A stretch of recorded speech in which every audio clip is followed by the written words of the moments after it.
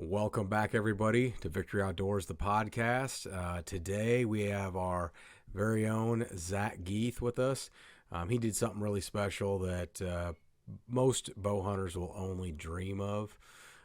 And so we're going to talk to him a little bit about how his bow season unfolded this year. But in order to do that, we're going to have to go back a couple of years because this story about this deer spans several years.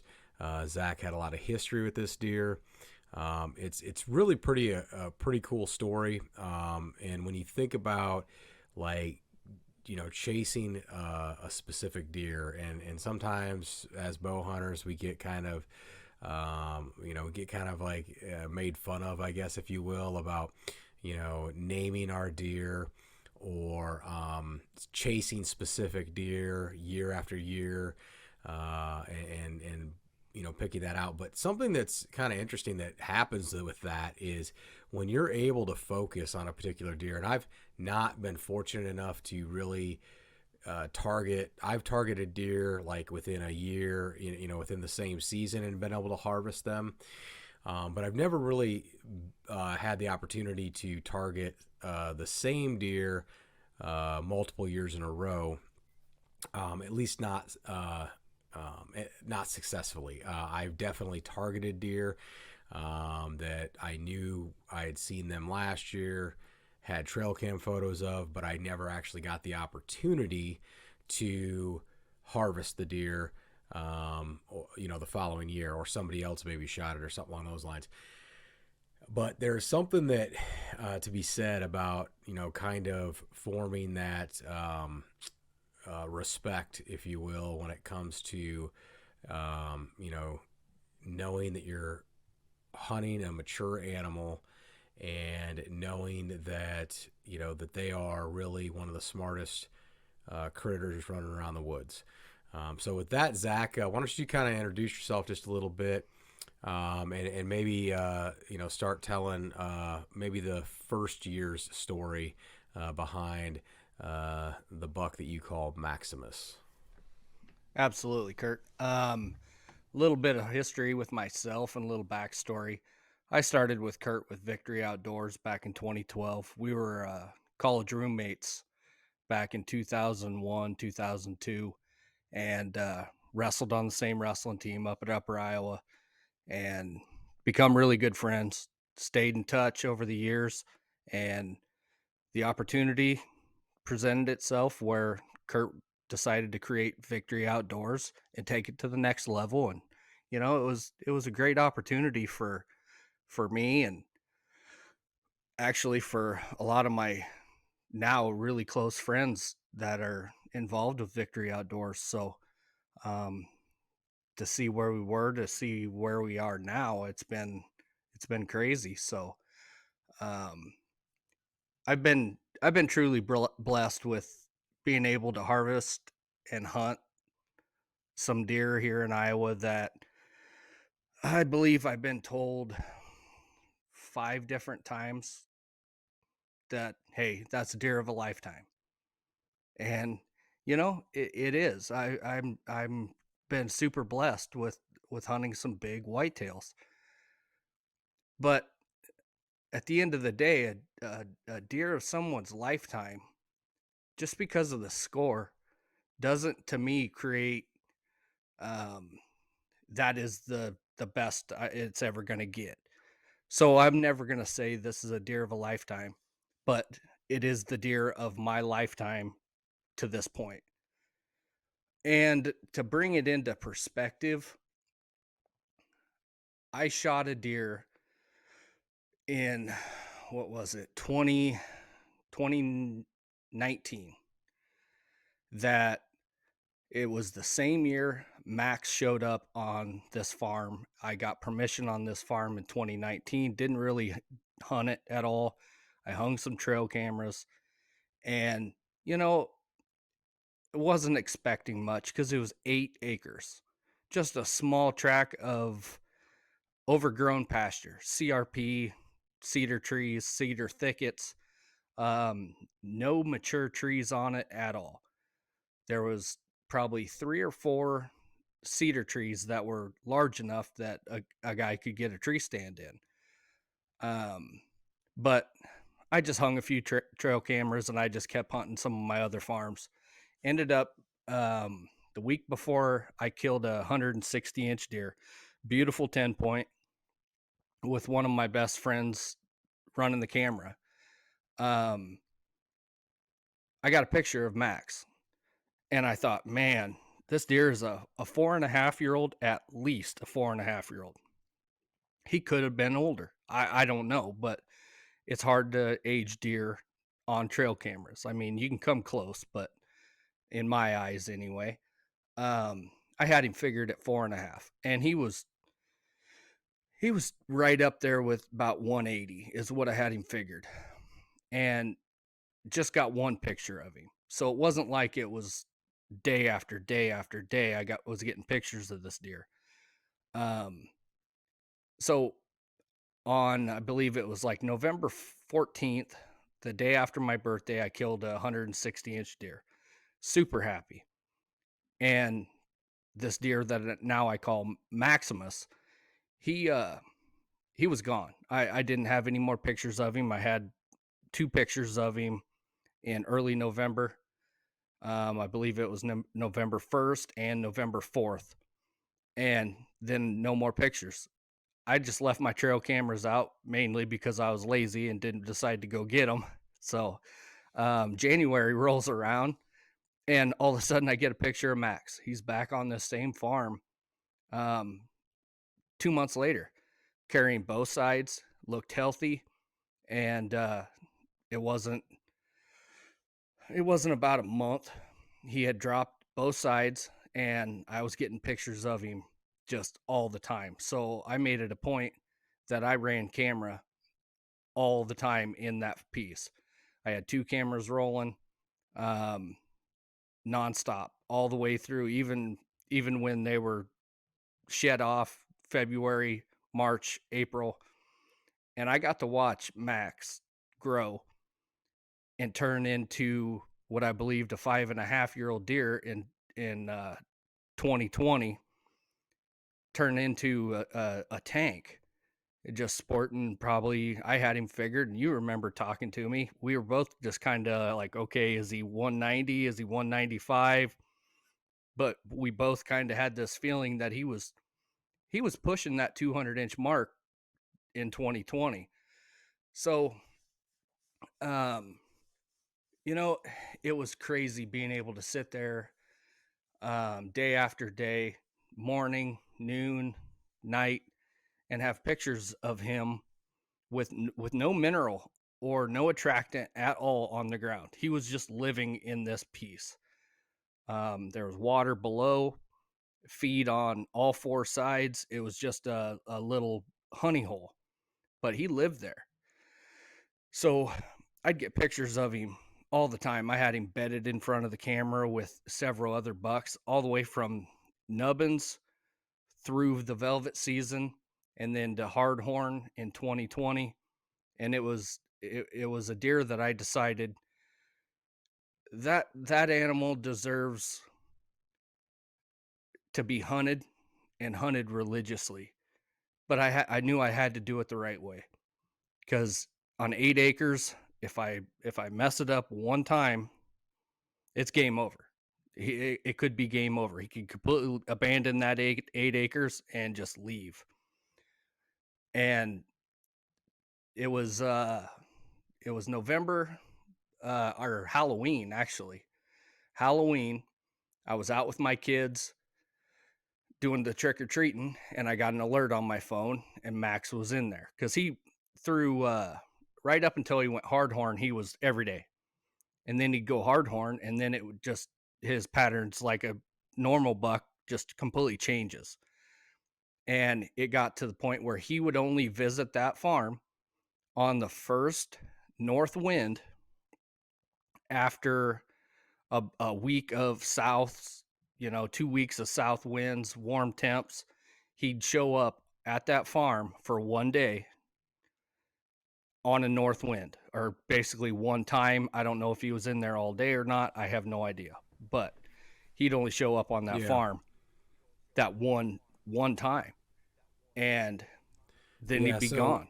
let's talk about that. Let's unpack that just a little bit. So, Yeah, you're hunting a small piece of ground that is, that you're a little concerned that like you want to make sure you don't bump him off of there, and so exactly. that's a little different than what. Not everybody has to worry about that all the time when you're hunting larger tracts of ground, Yeah, but when you're on a small absolutely. piece like that, it's really yeah, it's really important, right? Yeah, it's critical to kill a mature deer. I mean, these deer, I think you could get away with, going in there during the summer months and checking camera, and maybe they smell you here or there. It's warm. They're I think that they know when they are being pursued. It's I think the time of year and everything. I think they have that feeling. I believe you could bump a deer like that maybe once, possibly twice in the summer months, but during hunting season, I strongly believe that if you bump a deer in his core area in his bedroom one time, couple days, maybe a week later, that deer more than likely is going to come back. You bump him again in the same exact area, that deer more than likely he's gone. He's going to relocate, maybe not far, but he's going to bypass that area in daylight. He's going to visit it maybe in the dark, but during daylight, you might not ever see that deer again. And that's just a Yeah, theory. that brings up a real good point.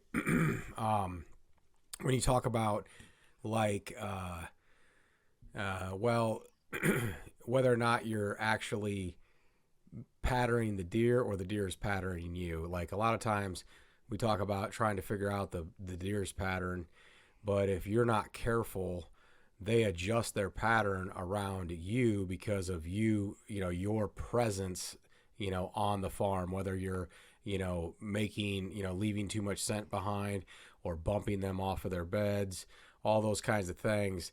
A lot of times people think like, oh, I bumped him and I messed it up forever. Well, not necessarily, but No, if you continue to do things, you're going to eventually change his pattern, and he's just going to avoid you because it's the potential of that danger. It's not necessarily that they don't think like humans, right? Like we have I always talk about people a lot of times as human beings. Um, we like to put our thought process into the mind of like a deer, like that deer would actually reason or remember.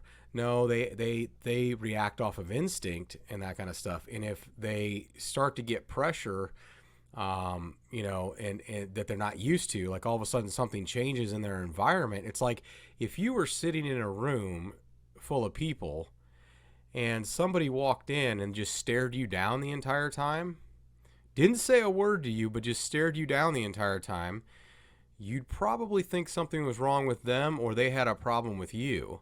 So if it's not the same thing, but it's one of those things like just you being nearby or being your sense nearby at a elevated rate, elevated amount versus what it was in the summer. Now all of a sudden you're putting pressure on those deer that they didn't have before. So something's changed. So then they'll tweak their pattern just out of they don't think about it. just a safety They mechanism. react to the environment around them. So, but yeah, you got to be real careful on those big bucks, especially on small pieces like that, because if they move that pattern, then all of a sudden, boop, they're on somebody else's property, not on that little chunk. Right. Exactly. And that was that was the key with this deer is this small little piece of ground. In 2020, I finally moved in there. Went in there early August, and I hung a trail camera. I'm in a different spot, so I had three cameras running in this farm. And I hung a double tree stand at the one point where I just knew I'd have an opportunity. If he was to come through here, he was going to come right by me. It was perfect. Well, I had hunted this farm, and this was, I mean, like I said, 2020. I didn't have a lot of knowledge of this deer, of patterns. I really hadn't put it together that this deer was only coming in on that first day after a north wind. I just figured he was living there. Um, so getting my tree stand that first sit, and there was probably 4 to 5 other bucks that I had pretty religiously on camera, and I saw each and every one of them in 2020, that very first sit, and I had my head and my mind set on, I am not shooting a deer on this farm unless it's Max. I will go to other farms that I have permission on, and I'll shoot a doe. I mean, I'll fill my freezer with does before I shoot a buck. I don't care how big the deer is on another farm. I don't even want to know. I'm focused on this deer. Um, just because of the challenge, and trying to figure him out was half the fun.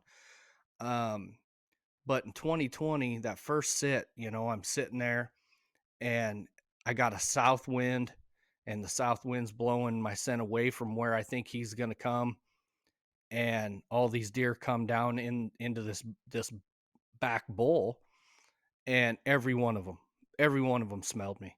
The wind was swirling so bad, the wind was perfect in my face, but once it got to the ridge, it kind of hooked around the ridge and dropped right back into the bowl.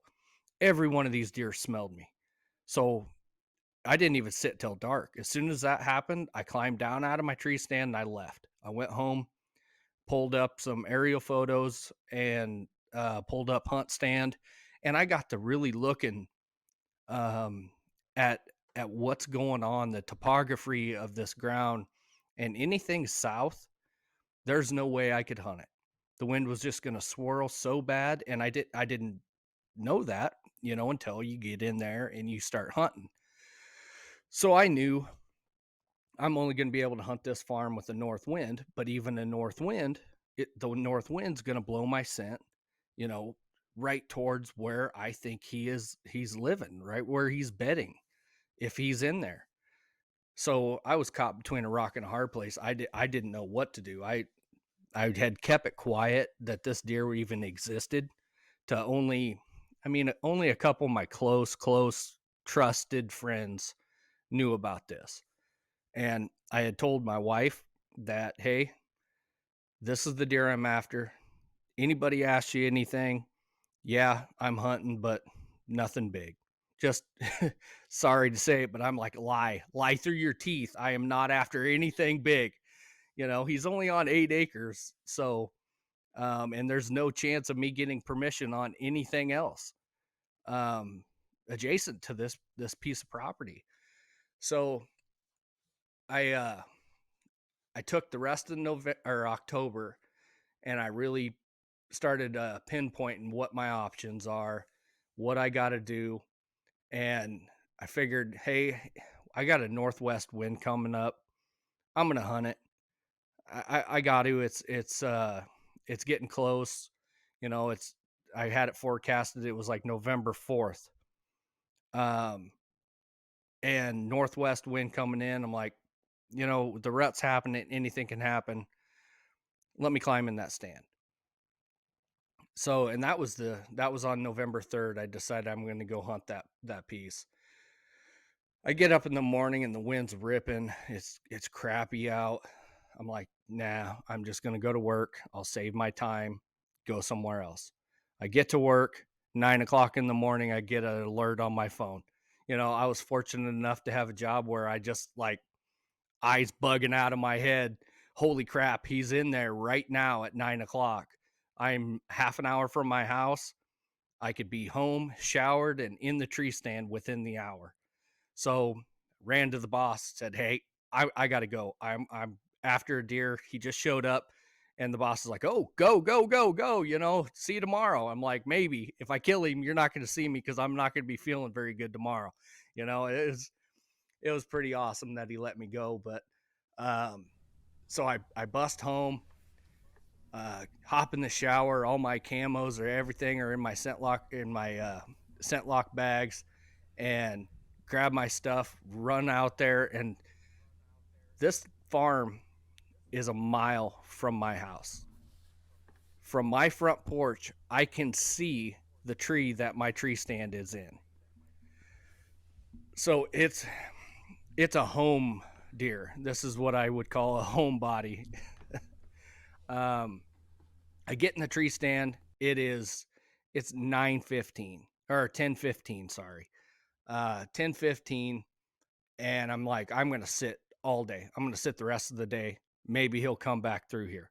I slipped in there, silent, got in my stand, got my tripod set up, and I'm gonna self film, hoping to get this deer on film. It was, I want to say, noon, and I hadn't seen a deer. Not a single deer. All three cameras still rolling. Not a single picture.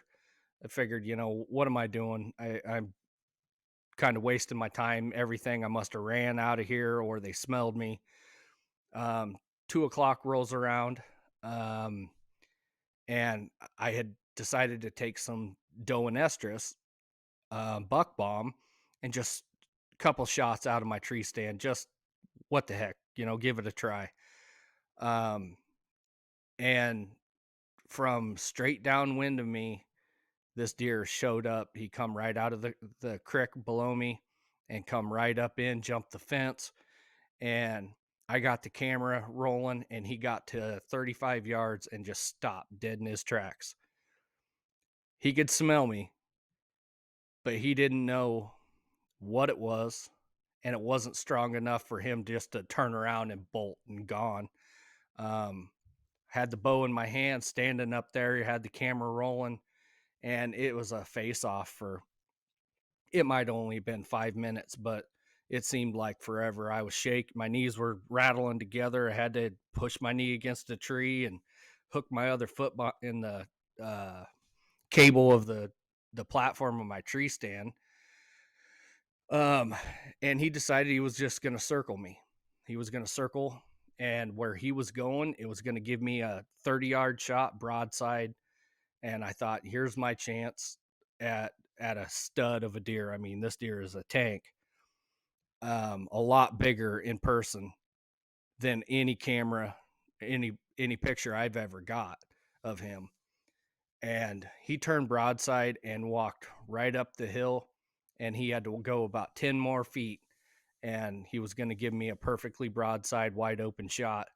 And instead he went straight away from me, then turned broadside right into a plum thicket, the thickest plum thicket in the whole piece.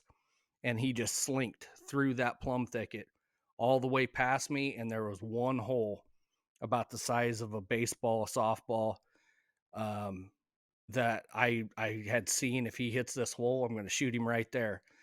And I didn't even have an opportunity to stop him. He stopped on his own, and it was about a step too far. All I had was last rib and guts, and I wouldn't do it. I would not do it. I couldn't get myself to release the arrow. I was just a thought going through my head. If I wound this deer or gut shoot this deer and he gets away, I'll never be able to live with myself. I'm like, maybe he'll circle me and give me a shot over here. So I let him walk. He walked over the hill and that gone. one one thing that really, is so hard. Like, people don't understand just how hard it is when you're in that mode. You see, literally the buck of your lifetime up till that point. Yeah, there you go. There him, you go. And you have that opportunity, right, to be able to take that shot. And albeit it's a marginal shot at best, but let's be honest, no bow hunter goes out there to intentionally take a gut shot on anything. And because of that, nobody's trying to, nobody's going to promote that, right? So, I mean, but it doesn't stop, from people just getting a little greedy, and to have the forethought, of, man, I don't want to screw this up. I need to just wait and let him give me that opportunity. If I just be patient, I'm going to get the opportunity. I've prepared. I just need to be patient. And sometimes, that's one of the things is you force a shot, you could ruin that only opportunity. Oh, And you may absolutely. never get another opportunity at that deer. Yeah, absolutely. So, That is the thing that crossed my mind, you know, before this deer ever even came in, before I even saw him alive in person, is I knew that in previous years, previous hunts on some deer, that I took a quartering two shot on in 2005 on a deer that was at that time the deer of my lifetime.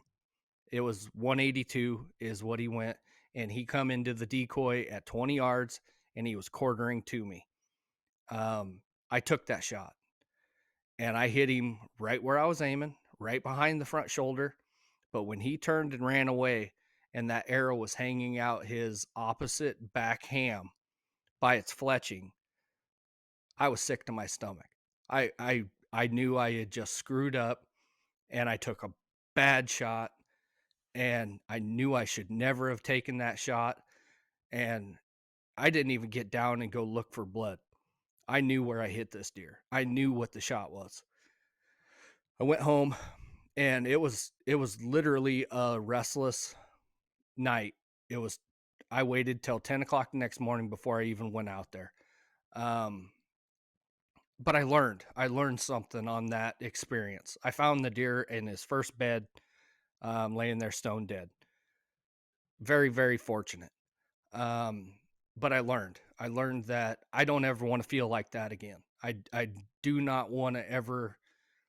Maybe that deer died early in the morning, or it could have been the next morning. 2 or 3 hours before I found him.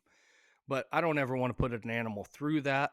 So no animal is worth taking a bad shot and wounding and making just a greedy choice, greedy decision, I guess. So that day, Max left. He went over the hill, gone. He never come back, never gave me another opportunity, and that was on November 4th of 2022. Um, he he disappeared like he did in 2019. But in 2019, I didn't have a lot of history, so I thought maybe I only had one camera. Maybe I was missing him. 2020, he disappeared. So now I'm in panic mode, still not wanting to tell anybody or say anything or ask questions to anybody that hunts anywhere relatively close. Because nobody I hadn't heard, and maybe there was other people that were doing the same thing as me. I didn't know. Um, but I was just sick. Had one opportunity at this deer. Maybe I should have taken it. Maybe I should have taken it. And I kept kind of going through it and replaying it in my head that, well, maybe if I would have tried stopping him sooner, he would have stopped right in that opening perfect. Um, all the scenarios that I could have played out. Somebody either poached this deer, somebody shot him and is keeping it quiet. They don't want publicity, or they don't want any notoriety of this deer. Maybe he's not as big as what I thought, but I knew better than that. Um, so 2020 November, I didn't even hunt. I didn't even go out hunting. I come over to Winterset and hunted with you guys once, and sat up in the tree stand and ran camera for Kurt. I didn't even care if I carried my bow. Um, I had I had shot a doe earlier in the season, and my kids all hunt, so I knew they'd end up shooting something, so we'd be good on meat. So into 2020, I didn't kill a deer. Not a single buck, and that was the first time in a long time that I hadn't done that. But I didn't regret not shooting him, but I did question it a lot. January 31st, 2023, Max shows up on the same camera that he did in 2019 or 2020. Um, Shows up, both sides healthy, looks great, and he did the same thing in 2021. he did this same exact thing. He was there um, afterwards, after he shed his antlers, um, which to this day I never found a single antler of his. And I looked, but I only had 8 acres to look on, so makes it hard to find antlers without trespassing. And I sure as heck wasn't going to do that. Um, but um, I got to watch him grow again in 2021, and just be in awe as, you know, early June, middle of June, and this deer's already, got mass out on his main beams. He's got length, he's got, the width. And I'm thinking, 6.5 years old. Is this deer really, really what I'm thinking he's gonna be, or is he gonna go downhill? Um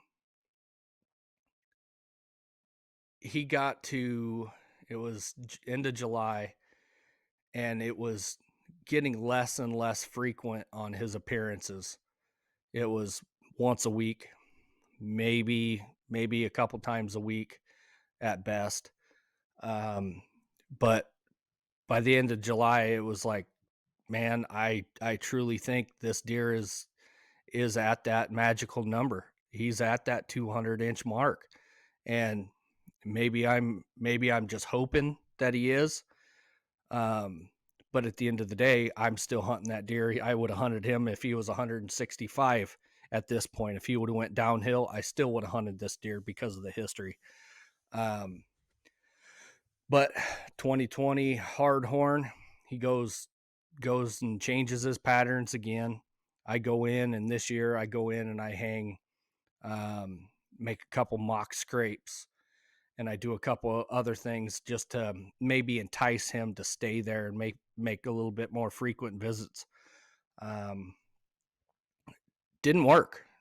I had him on a couple rubs in October, but never once was he on any scrape. I had one camera over a natural scrape, another camera over a mock scrape, and then another one on just a trail that I always got him on. And I got him on that trail religiously, and he would never touch any of those scrapes. It was baffling to me. I couldn't figure out why this deer was not acting like the dominant deer in the area, because there was a couple other deer that were really nice. There was one really big heavy 8 point that probably would have went 135, 140. And this deer was a tank. But if this deer was on that farm, if I was getting pictures of that 8 point, Max was nowhere in the picture. Never was he with this 8 point. They were never together. They were never anywhere near each other. But that 8 point was on the scrape morning and night on both of them. He was hammering it. But when that 8 point would leave, Max would show up, but he was still wouldn't hit those scrapes. All the way through October, I only had one day that was a daylight photo of him, and that was the first north wind after a bunch of warm south wind days.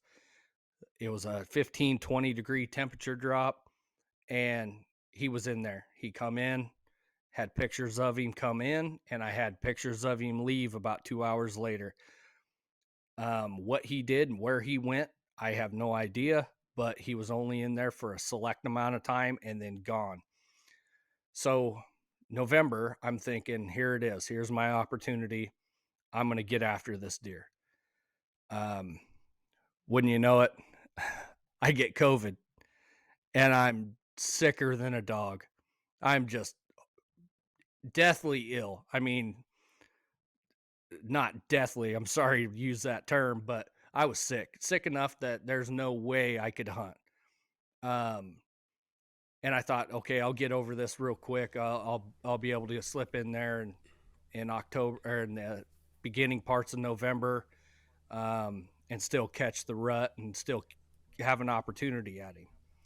November 4th, I'm laying in my bed sick, and of 2021, and who shows up right in front of my tree stand? is Max. I had the camera pointed on the mock scrape that is right in front of my tree stand, about 25 yards. And I got my camera set back about 15, 20 yards from the mock scrape. And he comes in, and I get 4 pictures of him, and he's standing between the mock scrape and my camera. And he did that 2 days in a row, November 4th and November 5th. One at 4:45 on November 4th, and the next one at 5 o'clock on November 5th. And I was so sick there. I knew there was no way I was going to be able to sit in that stand and not cough. And I hadn't even shot my bow in 3 weeks. Um, so I went outside in the dark on November 4th thinking I'm going to give it a try on November 5th. In the dark, went out, and I'm like, yep, I can still draw my bow. Everything's good. Settle the pin. I'm shooting good. Go inside, and as soon as my lungs hit that warm air to cold air difference, man, I was hacking so bad, and it never quit for about 2.5, 3 weeks. My hunting season was over. But Max did disappear again right after about November 5th. I never got another picture of him. It was insane how That they are a creature of habit. that is crazy. That's wild that he kept not only just a pattern within the season, but you're starting to like build a pattern of this deer and how it basically reacts to, weather changes and all that kind of stuff, like throughout the years. You're now, 3 years in to this, and you've really been studying him for 2 years now. Right. And it's just crazy to be able to start to put all that together. Yeah, it really was. And it was, you know, when he disappeared in November of 2021, I had that same gut feeling of, man, is he gonna screw up and gonna step on somebody's property that that gets gun hunted during the first shotgun season or the second shotgun season? Is he gonna screw up and somebody's gonna to shoot this deer? I'm like, good on them if they do. I just want to know about it. I want to see this deer. I've even gone to the gone as far as I'm going to buy a $1,500 drone and put it in the air, and I'm going to fly every farm that I can just to see where he's at. And the thought of, man, if I could see him and somehow attach a radio tracker dart to the drone and shoot him, so just to track him, because he had me so baffled of where he was living. you know everything went through my head, um of what might happen with this deer. And um same thing, February rolls around, 2022, and there he is on the camera, where the reveal cameras that we run give a 3 picture burst, and you get sent the second picture of that series. I get a picture, and all it is about the front half of a deer's rack broadside. And I'm like, is that him? I'm at work, and is that him?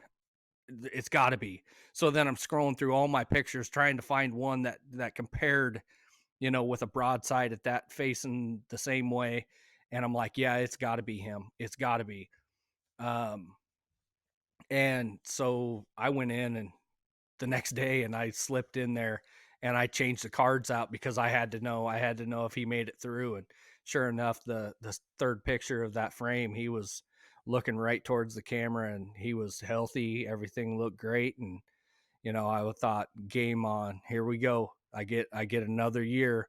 I don't care what he does. I don't care if he gets bigger, goes downhill. I don't care. I want this deer bad.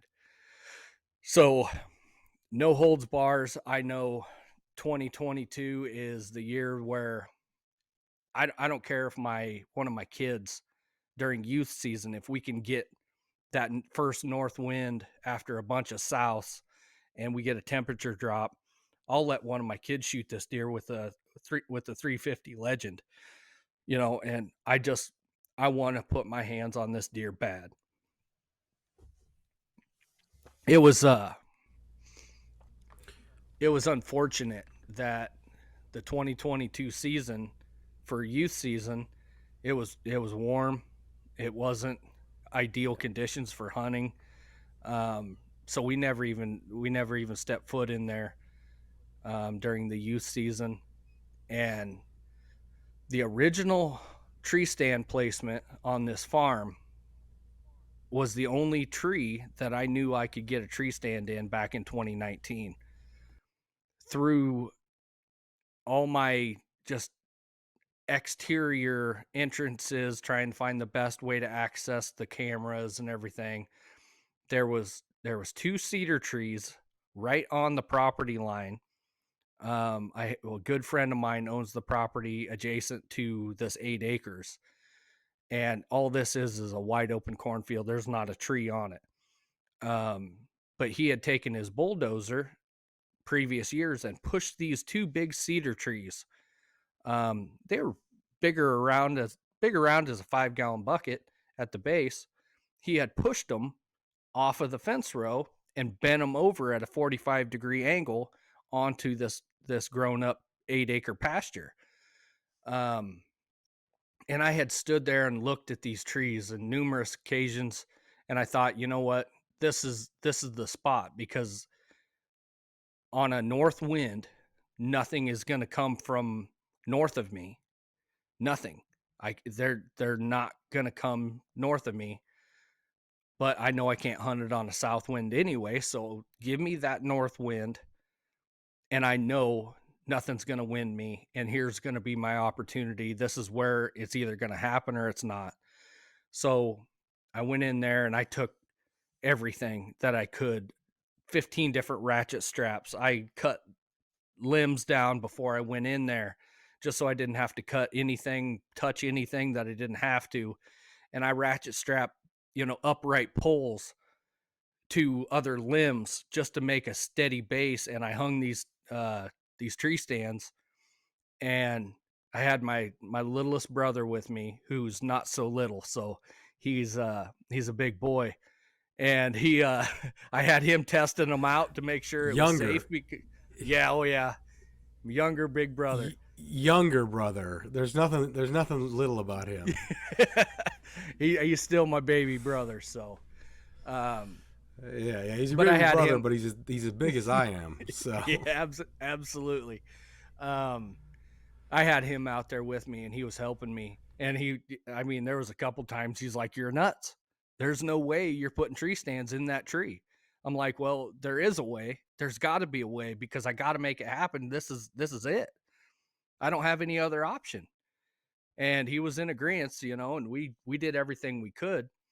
Um, and I got one portable put up in there, and there was no way I was getting a second one. I tried putting a second one in there as a camera stand for anybody that would be willing to film me.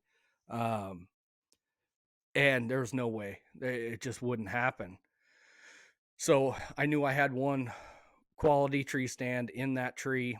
I didn't have any back cover at all.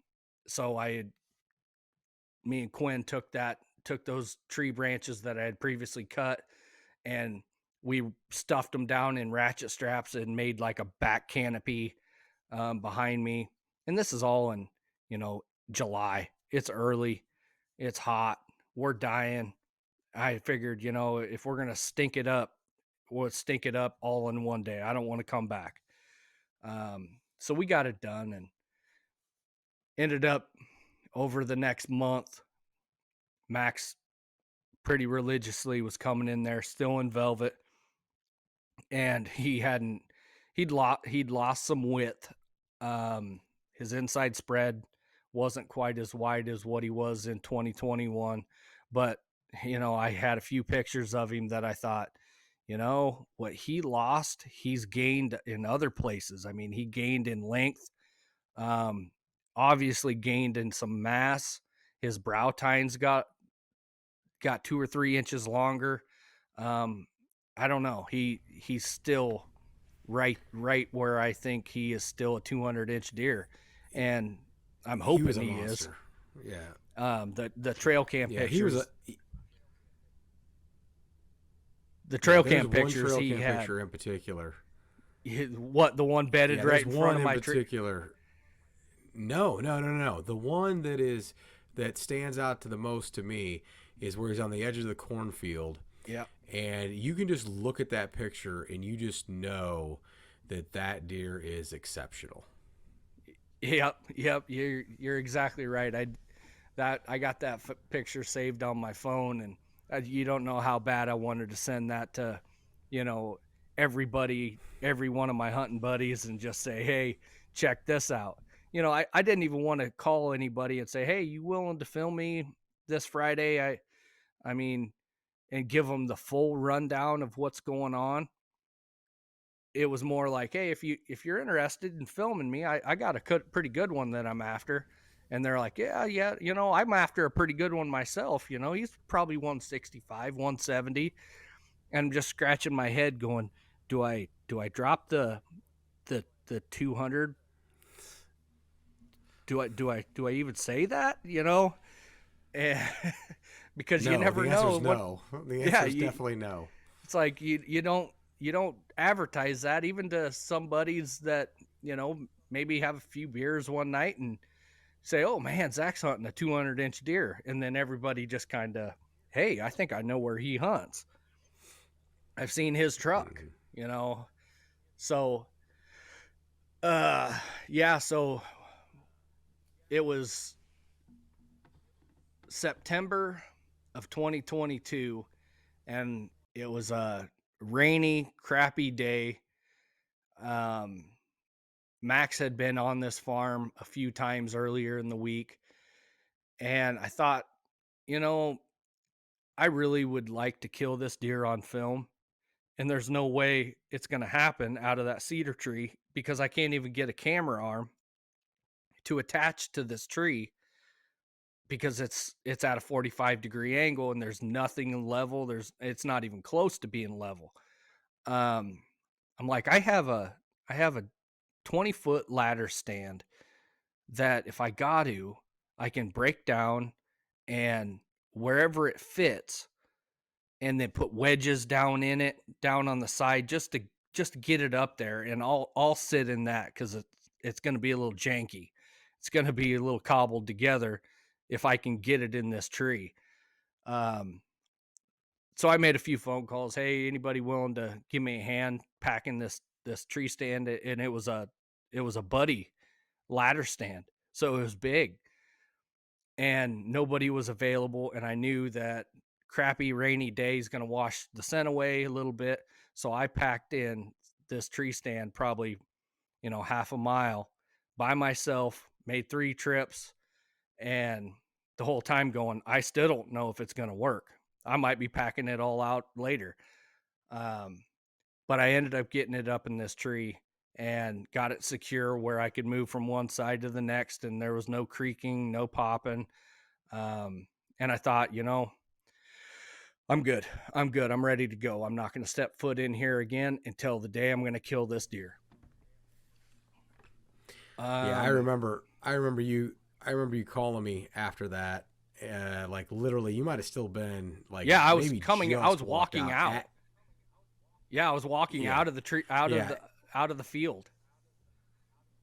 yeah, and you were like, "Oh man, it was so hot. It was. I'm exhausted. Like I had made to make 3 trips, carrying all this stuff.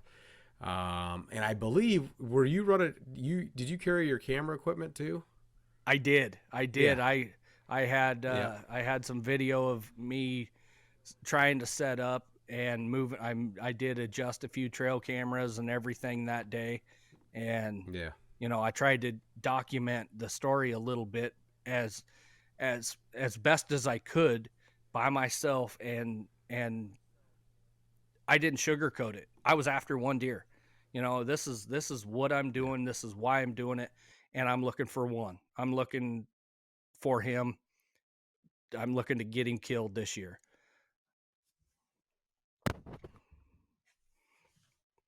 But, you know, when I called you, I still was had high hopes um, that I just did the right thing. I set myself up in a position where if the opportunity comes, I'm gonna be able to harvest this deer and do it with the fourth year of history with this deer, you know, and do it and be able to have the gratitude of accomplishing something that I had never done. I've never taken that much time out of my tree stands as I had the previous 2 years, just because I was after this deer.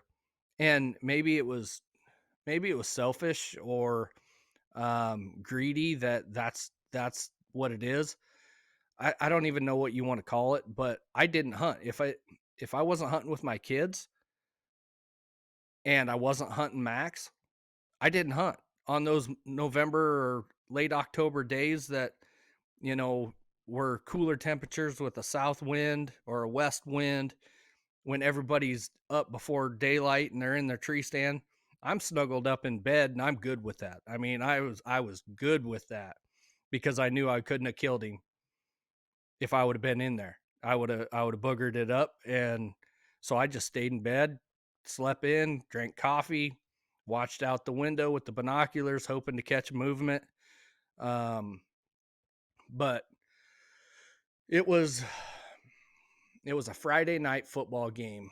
It was a home football game on, man, I can't even remember the date. It might have been like it was late October, and I all week long I knew that that was the first north wind after a bunch of souths.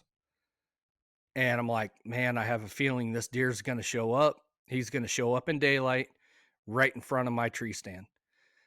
And I'm like, but my son, he plays football. I'm not going to miss his home game. I'm not. I'm going to be a dad first and a bow hunter second. Um, in on this day. So I went to the football game. It's beginning of first half and sitting there talking to a couple of my buddies, and my phone vibrates in my pocket, and I kind of step back because I knew what I was going to see as soon as I opened it up, but I didn't want anybody else to look over my shoulder either and go, whoa, whoa, whoa, what do you got there? So I stepped back and I looked, and sure enough, he's he's coming in there, you know, 20 minutes before end of legal, right in front of my tree stand, perfect in the opening that I'm hoping and praying that he comes through when I'm in there. And I'm like, you know what? It's okay. It's okay. I'm gonna, whether I kill him or not, I got thousands of pictures of this deer. Maybe I'll get a chance, maybe not. It's getting to be more stressful to worry about it than it is just to go out and enjoy hunting. And I keep thinking about that. Is I love hunting. I love never knowing what you're going to see. The just being out there in those early mornings, maybe hunting with buddies like you and Dennis and Jake Reed and Ian and even my brothers and my buddy Zach. I didn't hunt. I didn't hunt enough, and I missed that. Um, get home that night after the football game and pick Drake up at the school after the game. Actually, pick him up, and we're driving home, and I just pull that picture up on my phone, and I reach over my shoulder as I'm driving. I hand Drake my phone, and he goes, "Is that tonight? Was that tonight?" And I said, "Look at the timestamp." And he looks down. And he goes, "You should have been in the tree stand, Dad." And I thought, thanks, buddy. I appreciate it. Thank you very much. I'm like, no, I wouldn't miss your football games, bud. He goes, but Dad, and I'm like, no buts. That it's fine. It's perfectly fine. I wouldn't miss your games for the world. Um, So I started looking at the 10-day forecast, and in the 10-day forecast, it was all south winds all week long. Um, it was a Yeah, Friday. actually, actually, those that week of south winds, I remember because Dennis and I were sitting there looking at that, and we were like, "Yeah, that's not good for any of our sets." And we didn't hunt very much that first week of November. The last week of October, first week of November, it was kind of dicey. Yeah, it was, and I'm like, well, this was my opportunity. So it looks like another week without getting in the tree stand. So I shot my bow at night, and I watched the cameras. Never really expecting him to show up on a south wind, but I'm still, every picture I get, I'm hoping it's him. That maybe he changed his pattern and he's going to go, day after day after day until something breaks loose. But that never happened. He never showed back up. But in that week, but the whole time I'm looking ahead, and I'm like, you know what? I'm like, look at November 4th. I'm like, November 4th is a 20-degree temperature change with a north wind after 50, 60, 70-degree days early in November. I'm like, it just was getting hot. It was, like you said, it was horrible bow hunting conditions for that first week of November. But on November 4th was that big cold front that, if you ever watch Deer Cast, or if you ever, follow any of that, they were all just like, oh my God, cold front coming in on November 4th. Deer are going to be on their feet. It's going to really get the rut rocking this year. And so I went in and I talked to my boss at work, and I said, hey, November 4th, you mind if I take the whole day? I plan on hunting all day long. He's like, yep, absolutely. He goes, you just got to do me one favor. He goes, if you shoot something, you gotta let me know. He goes, because he's not a hunter, but he loves to, hear the story, and he was always fascinated by talking about deer hunting, and just the pursuit of them. But November 4th, morning of November 4th, I'm just as pumped up as I can be. Um, I got everything ready the night before. I packed granola bars, bottled water, everything I could, and everything I needed for the day. I had cameras. I had two reveal, not reveal, but I had two Tacticams with me, all charged up, ready to go. Had my big camera in my backpack, had my muddy tree arm, and I still don't think there's any way I can get this muddy on there, but I'm going to try. Um, I get up in the stand and it's dark, and I didn't want to fumble around. I'm like, I'm just going to set up the Tacticams and have one pointed out in front of me right where this deer was, 5 days ago, 6 days ago, and because that's my shot right there. I'll have it pointed right there, and I'll have one pointed back at me. And then when it gets a little bit lighter, I'll try to attach this. And I tried and I tried and I tried and I tried, and I couldn't get it to stay level. Um, couldn't get it to even fasten up where I put the heavy camera on it, and it wouldn't tilt down and basically want to fall. So I had the big camera set on my buddy platform that I was in, because it gave me a little bit better of a mobility with the cameras to sit in the ladder stand. Um, and daylight came about 8 o'clock in the morning. A small little forkhorn come up, and I had the cameras rolling, pointed out there, and I let him roll as he come in and did exactly what I was hoping. I practiced, drew on him a couple times. He walked on by me, and the wind was 5 to 10 mile an hour right in my face, but it was that 20 degree temperature drop, for a high. So that morning it was like 30 degrees, 32 degrees, and by 10 o'clock I'm cold. I'm freezing my butt off, and I can't get warm. It's overcast, so it's not like the sun's out. So I'm like, I'm only a mile from my house.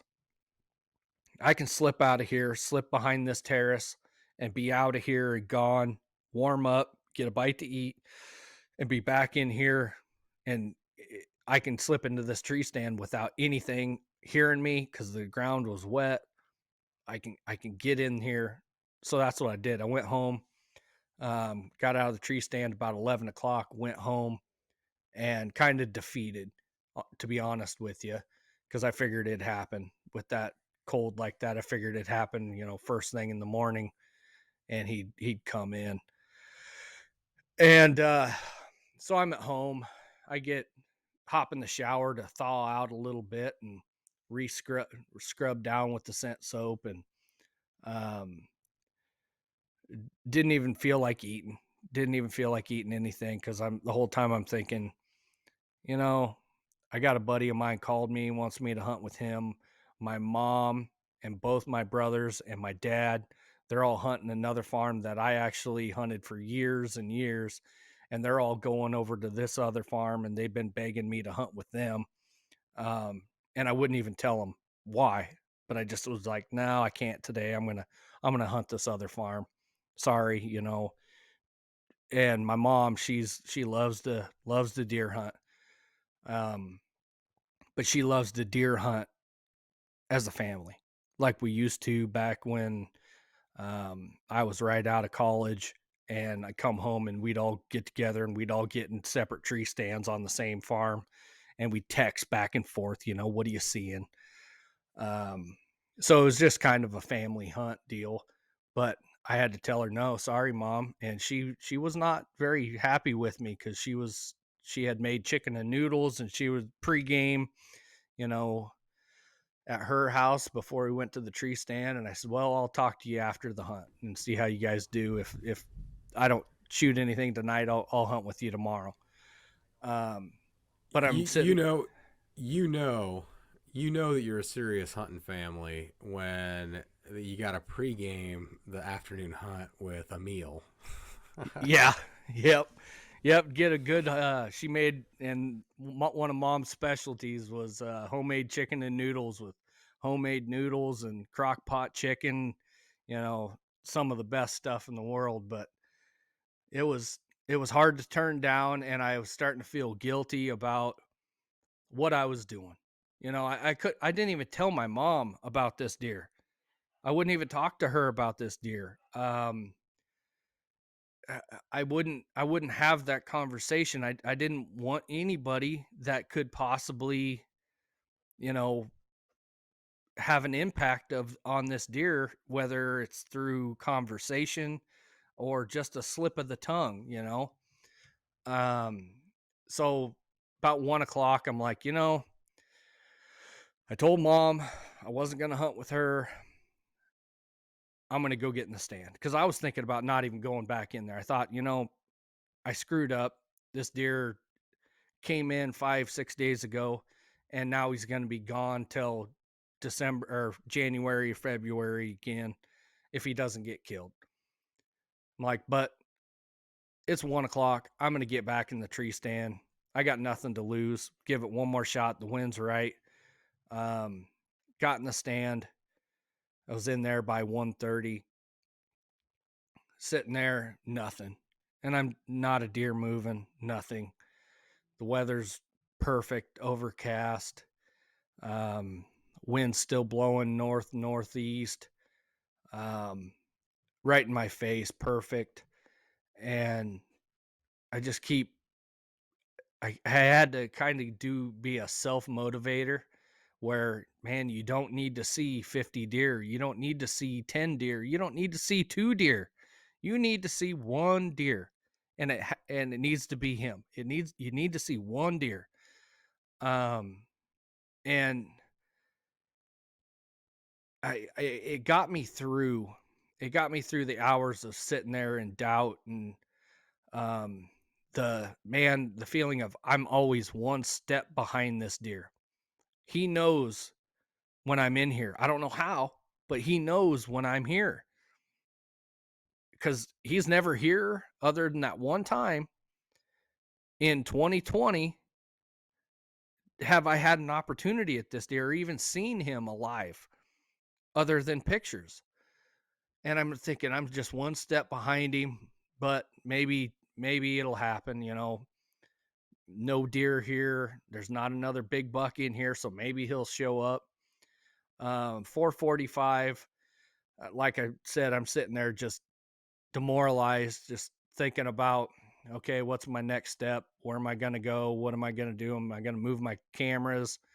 Because I don't think this deer, if he's 7.5, he might even be 8.5 this year. Um, I don't know. This is just not working out. 3 years of no killing deer and not hunting as much as I want. It's getting ridiculous. And I look down the hill about 100 yards below me, straight to the north of me. And I look down the hill, and right on the fence line, I see movement. And I know it's a deer. But so I kind of slide my head to the side, and he walks out behind a tree, and he's right on the fence line on the neighbor's property, and he's on the edge of the cornfield right there, and he's walking, basically going to parallel me. And as soon as his head comes out behind the tree, I was just like, "Holy crap! It's Max!" There's no question. I mean, when a deer like that, even at 100 yards, it was a no doubter, no second look. Holy crap, that's Max. So I stood up, got my bow, and my heart's not beating out of my chest, but it's just the shock of holy crap, he's right here. And the path he's taken isn't where I ever figured him to come from. I never figured him to walk that fence line and be semi exposed to anything. I figured he'd stay in cover and come right through this opening like I had pictures of him 6 days ago. And we are he's walking this fence line. And at this point, he's traveled about 60 yards, and he's straight below me at, he might be 45 yards, but he's still on the other side of the fence down through this thick, nasty little pocket of timber. Very steep, straight up and down bank, with one trail that comes up through the top side of it, clear to my right. Um, and so I reach in my bag, and I'm fumbling around looking for my grunt call, because I was like, okay, this is the last ditch effort. I had no intention of even calling to this deer. I wouldn't even send out, locator grunts or just random grunts or doe bleats. I didn't want this deer coming up the hill looking for anything. I wanted him moving all on his own and not even being aware that I was even in there or anything was in there. Um, but he was gonna walk by me, and so I'm reaching for my grunt call in my bag, and I get a hold of it, and I put it up to my mouth. I'm just ready to blow on it and give it a couple grunts. And he jumps the fence into that small pocket of timber. And he's below me at like 40 yards now. And I'm watching him, and he's just standing there. And it hits me just like, the light bulb goes off, where I've had pictures of this deer going um, to the north on this camera that's set up right there. And I always wondered, where do where does he come from? Does he come from the south and come in there and then travel through there, or how's he making this turn? And the light bulb went off when he jumped that fence and was below me. I'm like, he has nowhere to go south. If he goes south, he's in during daylight, he's going to have to go, 3/4 of a mile before he ever hits another tree patch. There's wide open bare fence lines, everything south. I'm like, that's what he's doing. He's traveling that fence line. He gets to the very south end of it, of this little 8 acres, during November. And this is on November 4th. Remember, that's the 4th year in a row on November 4th. He has come in there, and he's scent checking that area for does. He comes in there, he jumped that fence, and he was on the far south end of this farm. And I just stuffed that grunt call right back in my pocket, and I had pressed the buttons of the Tacticams when I first saw him, and I knew if he does what I hope he does, he's gonna come up this hill. He's gonna turn broadside at like 15, 20 yards, right in this opening, right where this one Tacticam's pointing. I'm like, it's gonna be good. I didn't have a Tacticam on my bow because I just the added weight, it wouldn't attach to my stabilizer. I didn't have the gun mount. I, you know, hindsight's 2020. I wish I had it. I really do. Um, but I looked down after I stuffed that grunt call in my pocket, and Max is below me at 40 yards, and he is ripping a tree. And when I mean by ripping, he's facing me, and his head is down, and he's got a tree about the size of a golf ball at the base, and he's got it between his rack, and he's just ripping the ever living crap out of this tree. And he just rips his head up, snaps his head up. The tree goes flying. He kind of shakes his head off, and I'm just in awe. I'm like, there's no way this is real. This deer is significantly bigger than what I had even imagined he was. In person, I'm like, I still am and just baffled. I replay this story and this event in my head. I bet I've replayed it, a million times since the day it happened. But he on a just a dead march, not walking nice and slow and cautiously. He's on a mission, comes straight up the hill right at me. And as he's coming up the hill, I'm turning my body. I got my body positioned right. Um, got the bow pointed right at him, and I'm just waiting and waiting and waiting. And I got two decent sized trees that I know in the path he's taking, he's going to go behind. I'll draw, and then I'll just hold it. And wherever he comes to my left, right here, he's in trouble. He's in trouble if he comes to my left. He goes behind a tree. I draw my bow. And as I draw my bow, I'm just silent as I can, nice and slow, get it back, and I anchor, and I'm just holding about 2 foot below him because he stops.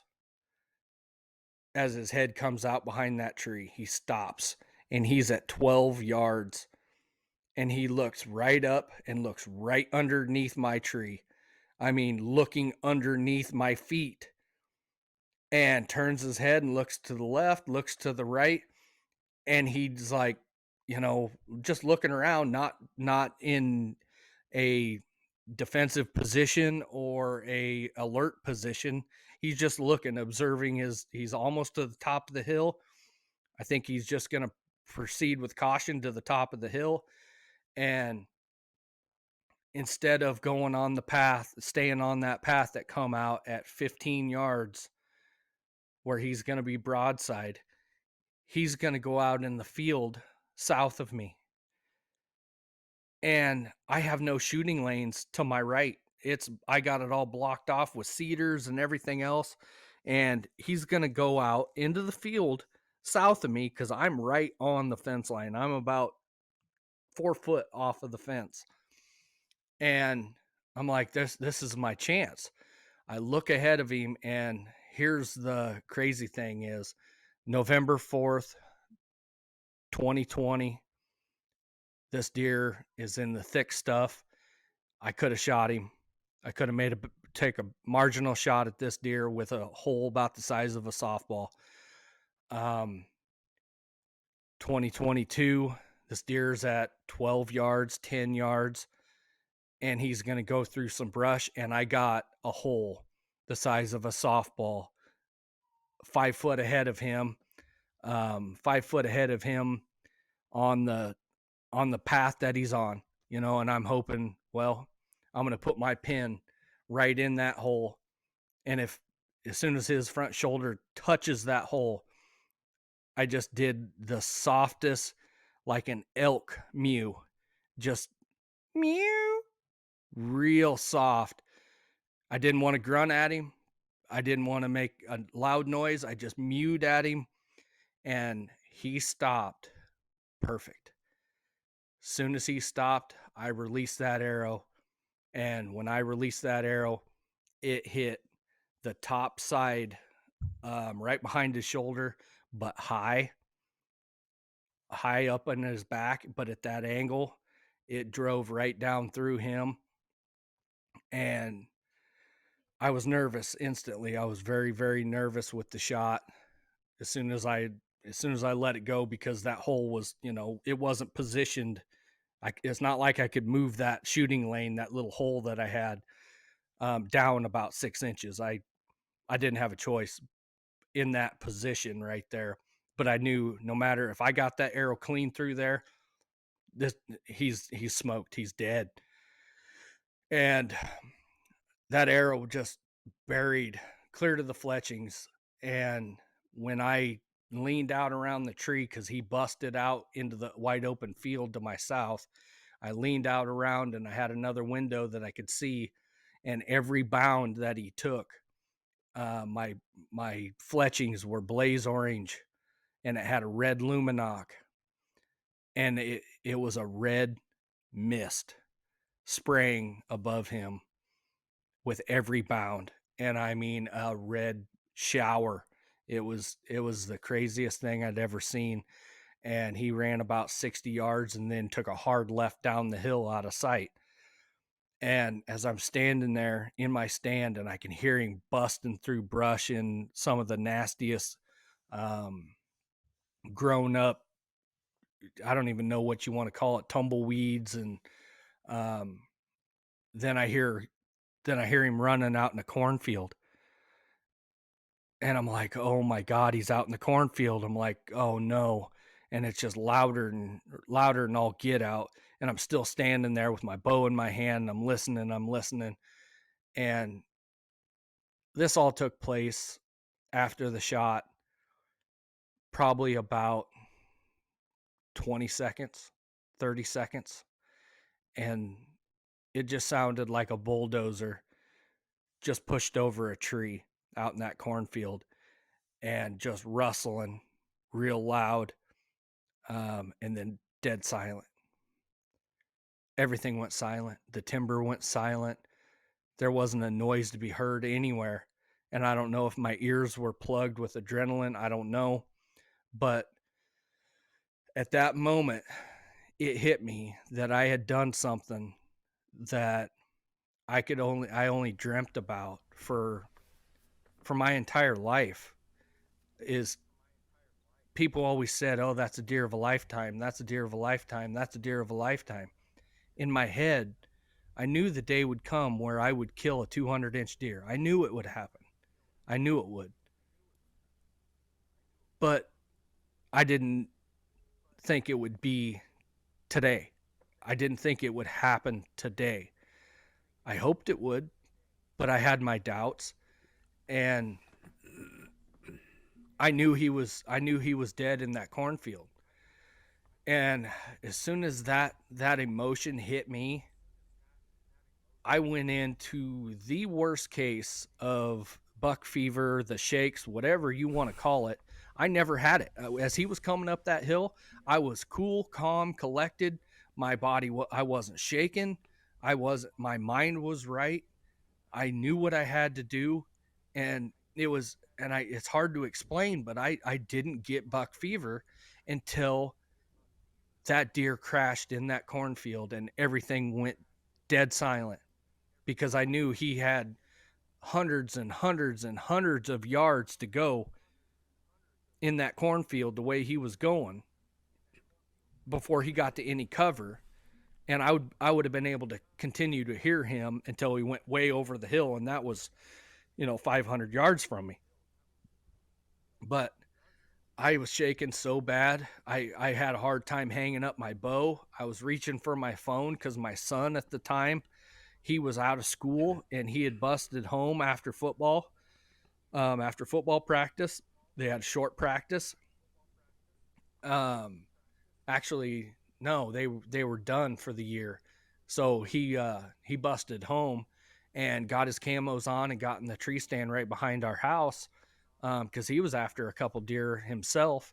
but he was sitting in the stand, and I knew you, Kurt, were in the tree stand with Dennis. I knew you guys were hunting that cold front the same day because we had been talking, and I was trying to get a hold of my little brother.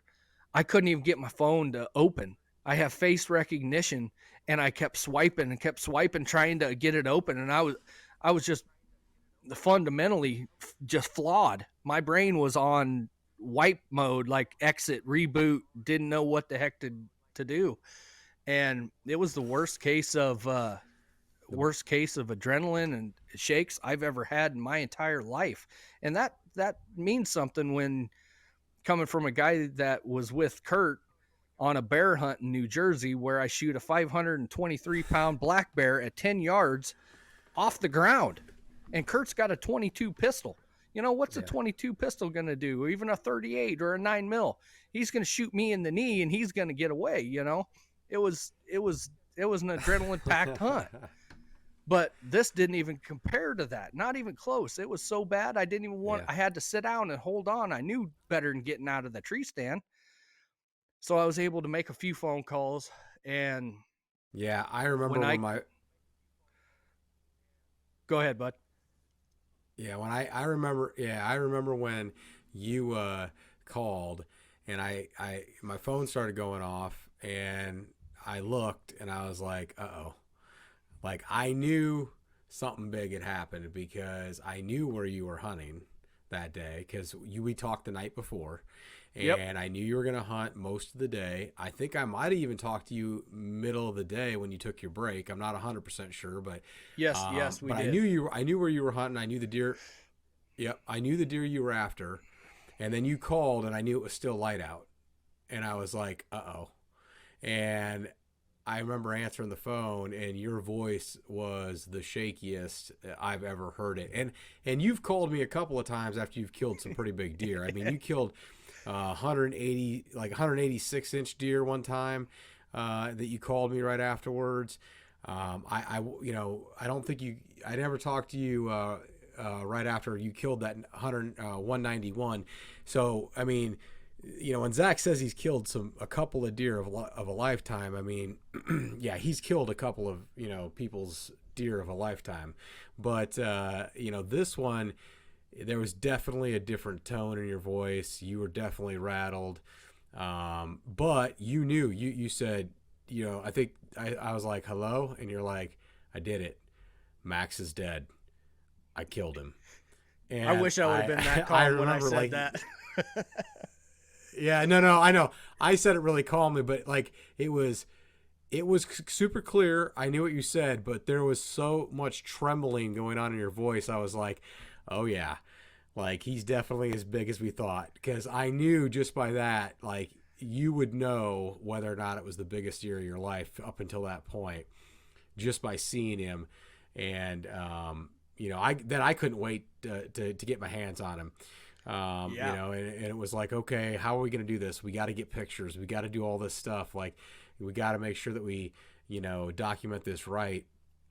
And, you know, then it was a matter of, okay, does Ian got time to get over there and do it? Or am I going to, because I mean, the thing about it is, you know, for those you don't know, Zac lives about 2 hours away from where, you know, some of the other team members live. Most of us are kind of based around the Winterset area or the Des Moines area. And we got some guys down in Bedford, Ty Green and Drexel and Talon and Ty's son Garrett. They're down there in that area. And then Zac's over there on the western side of Iowa. And, you know, he's 2 hours away from all of us. And it's like, okay, who can get there to take some, you know, high quality pictures and that kind of stuff. And like, I remember talking to my wife and she's like, well, I want to go. I want to see it. Carrie's like, if you're going, I'm going with. Well, then we're taking the whole family. So the next day I remember we all loaded up and we're going to make the trip over. And I can't remember what delayed us in the morning, like that we weren't going to be able to leave. We had something going on that I couldn't get out of there right away in the morning. I ended up waiting until, I don't know, I think I left at 10, got there about noon.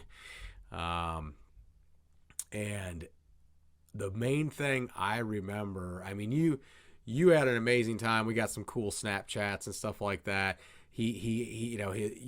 Zach invited his family over. You got to have that awesome time, just to kind of reflect on it. Finally tell your mom about this deer, Yeah, that's a and story in have a few itself. adult. We'll touch base on that here in a little bit. Yeah, yeah, you got to have a few adult beverages with a couple of buddies and your brothers and that kind of stuff. But what a cool experience. But then, why don't you like pick up that, and then we'll talk about how when we got there, and I'll give my perspective of what I thought about that deer. Yeah, absolutely. We so after I calmed down in the tree stand and had my bearings about me well enough that I could comfortably climb out of the tree stand without the chance of falling out, and not having to clip on my harness every rung as I'm walking down the ladder, because that was my option at that point. If I would have tried right away, I would have had to do that because I would have fell. Um, I get down to the base of the tree and I walk right over to where I shot him, and there's no blood, no blood immediately, but I knew the path, so I just followed it, and I think I went about 10 feet. And when I said earlier it was a red mist, he was along a small little brush pile, um, where the bulldozer had pushed all the trees in. The blood was literally dripping off the tree branches still, and that was like 15 minutes after I shot him. 20 minutes, was dripping off of them. I have a recording of it, and I've never seen anything like it. But as I'm following the blood, I get to where he took a left down through the hill or down into the bottom of the valley, and I'm looking for blood of which path he took, and I'm looking, holy crap, I don't know if I can even get through this. And I could see the cornfield that he went into, and I just look up as I'm standing there, and it looked like a bright red target, a big circle, bright red circle. It looked like a shooter's target in the middle of the field. So I reach in my backpack and I'm fumbling around trying to grab my binoculars, and I get them up to my eyes and I'm like, you have got to be kidding me. He only went about 120 yards in about 20 seconds, and it just stone dead laying right there. So I get on the phone, and I had already called my brother and let him know, and he was like, "Hey, I'm getting out of my tree stand right now. The families, they're all in the tree stands on this farm." And Quinn's like, "Nope." He goes, "I'm getting out. I'm getting everybody out. We're coming to you right now." And I'm like, "No, no, no, no, no. Finish your hunt. When you get done with your hunt, just come to my house, and we'll meet at my house." And he's like, "No." He goes, "There's no way. I don't care if a giant showed up right now." He goes, "Yeah, I'd want to shoot it, but I want to get there," because he was one of them, one of the few people that had access to the pictures that I had. He had the knowledge, and he was trusted to the point of, you know not, I knew he wasn't going to say anything. Um, but he started crying on the phone when I called him. And then I started crying. So, I was bawling on the phone. He's bawling. He's like, you're not screwing with me, are you? And I'm like, well, this would be the ultimate prank of a lifetime. And I wouldn't want my little brother to, get a hold of me, and he'd probably put hurting on me. So, no, I'm not screwing with you. I'm like, hey, he's dead. And he's like, are you sure? I'm like, I'm standing here looking at him. So immediately my mom, because he had texted my mom and my dad and my brother, my other brother Colin, um, and mom's calling me. She goes, so what's going on? How big a deer is it? And I'm like, Mom, it's Max. I'm like, it's the deer I've been after for 4 years. And she goes, well, Quinn had slipped up and said something about you being after a big one, but how big we talking? She goes, another one, 180, something like that. And I'm like, Mom, this is the biggest deer I've ever shot in my life. And she goes, oh my God. And she just like, okay, I understand now. And I said, Mom, I'm sorry. This is why I didn't hunt with you today. I wanted to, but I couldn't. I had to do this. And she goes, we are on our way. So they get out of the tree stand and they come straight to my house. I I had to walk to him. I told them I'd wait for them because I wanted my kids with me and everything when we got to this deer. But I couldn't. I had to get to him. So I went right to him. And when I walked up on this deer, um, I put hands on him and then I just sat down and really, I bet I sat there for 10, 15 minutes and just, you know, it wasn't, it wasn't that I was thanking the Lord or, my grandfather was a big hunter and he instilled a lot into me, but it was more just, embracing the moment and just taking in what exactly happened, where I was, and just trying to soak in every inch and every ounce of this moment where it's just me and Max sitting there, and I just did something that, you know, it's been done before. Don't get me wrong, but not many people can say they've hunted a deer for 4 years and finally got it done on the same deer on 8 acres and it be a deer of this caliber. And it really hit home. And finally I left my backpack, I left my bow, and I left everything right there with him. And I walked to the truck and got home and gave my wife a hug and gave my kids a hug, and they were all excited and they were already ready to go. And I said, no, we're going to wait until Nana and Quinn, until they get here, and then we're going to go get him. So we all loaded up in my truck and we went right to him. And I got the headlights on him. It was dark at that time, and as soon as we pulled up, I acted like, oh, he's right here. Still hadn't really gave him the rundown of how much bigger this deer is than any picture um, could do this deer justice, other than that one that you were talking about earlier in the podcast.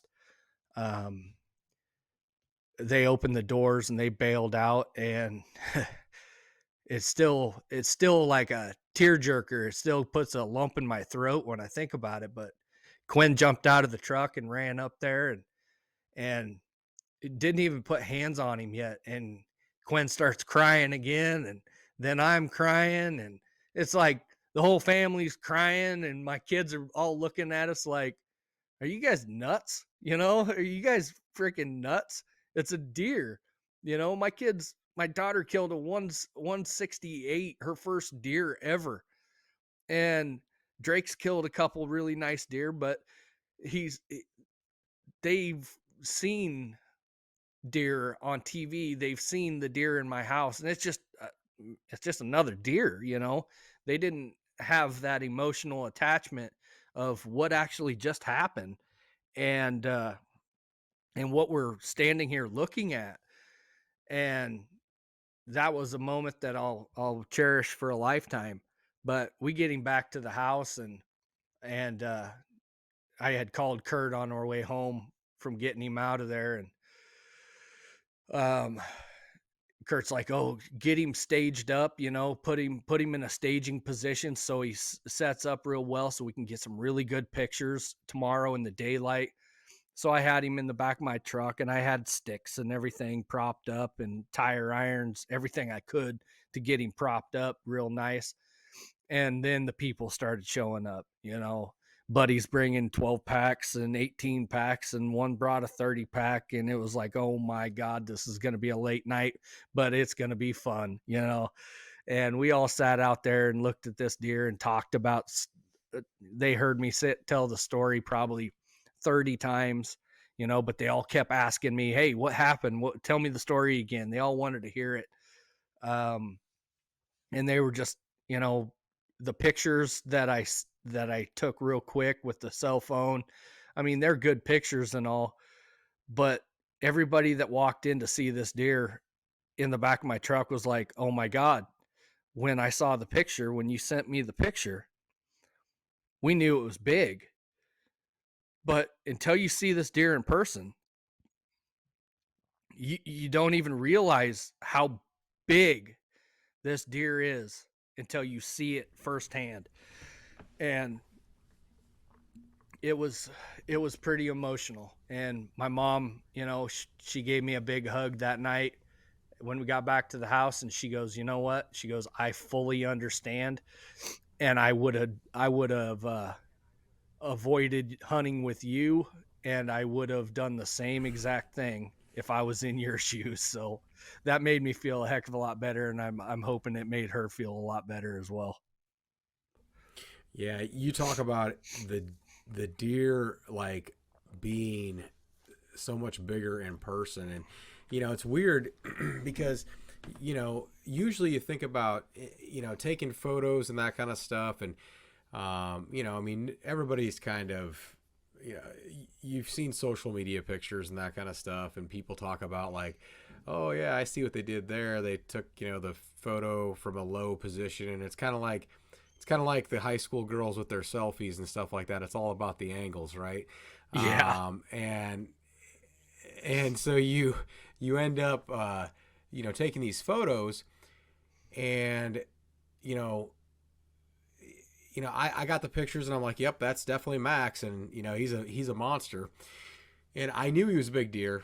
I knew that we were pretty certain he was going to go over um, 200. And so then we show up. I get there with Carrie and the kids, and we go to look at this thing and walk up on him, and I'm like, wow, like the mass, the height was what got me. I mean, you're talking about 16-inch plus G2s.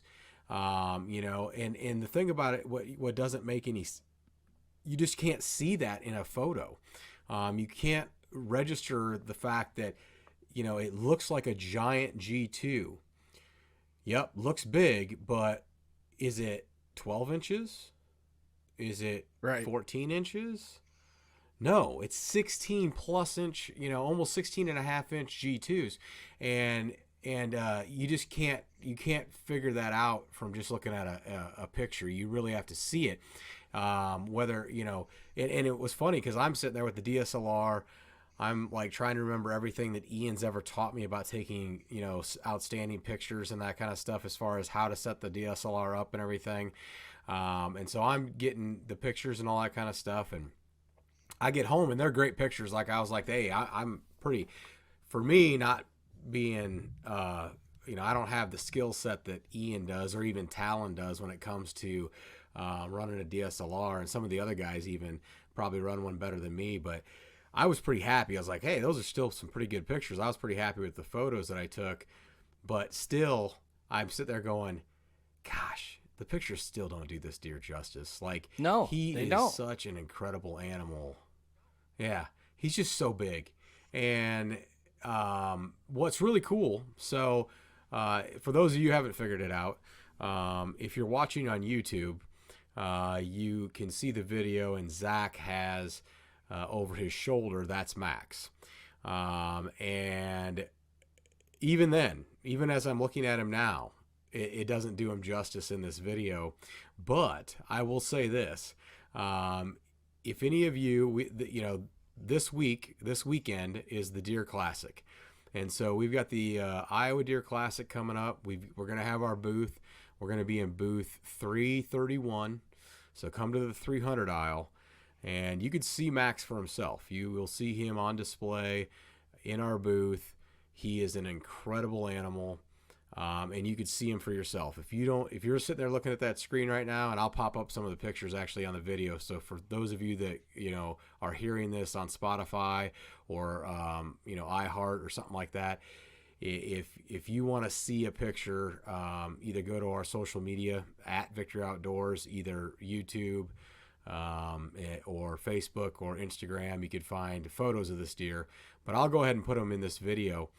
But if you want to see this deer in person and you're going to be at the Deer Classic, stop by the booth and you can talk to Zac, and you can kind of take a look at this deer, take him all in. But I mean, he is a absolute monster of a deer. He's just got huge main beams that wrap around the front of his face. They almost touch.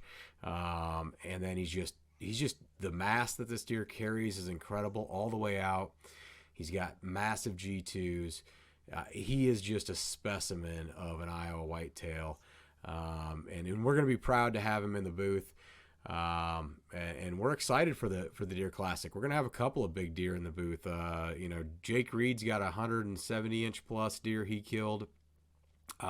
Dennis killed Powerball, a big drop tine deer last year that's going to be in the booth. Ian's going to have his muzzleloader kill. He chased that deer. I think he hunted him like 10 days in a row or something crazy like that. It was crazy. Had encounter after encounter after encounter after encounter. Yeah, and finally he got it done. And then let's see, we'll have a couple other deer as well. And the cool thing about our booth every year at the Deer Classic is we only have deer that were killed that previous hunting season.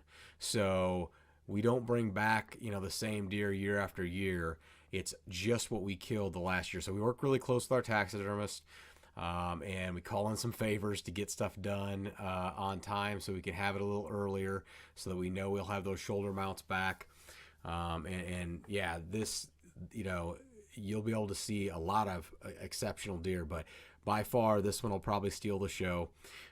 Zac and I taped him out, so obviously it's an unofficial measurement because neither him nor I are official measurers, but we've measured a lot of whitetails in our day, so we've kind of got some pretty good practice with it. And we came up with 210 and some change. I don't remember exactly what it was, but it was 210 inches. So he's solidly over that 200 mark. We might be plus or minus an inch or two, but it really doesn't matter when you get to be, that caliber of a deer. It's just big. That's all there is to it. It's a big, big deer. Hey, one other thing, and Zac, I don't know if you've seen this or not yet, but something we're going to have at the Deer Classic that you'll have your first opportunities at is we've got some new hats coming.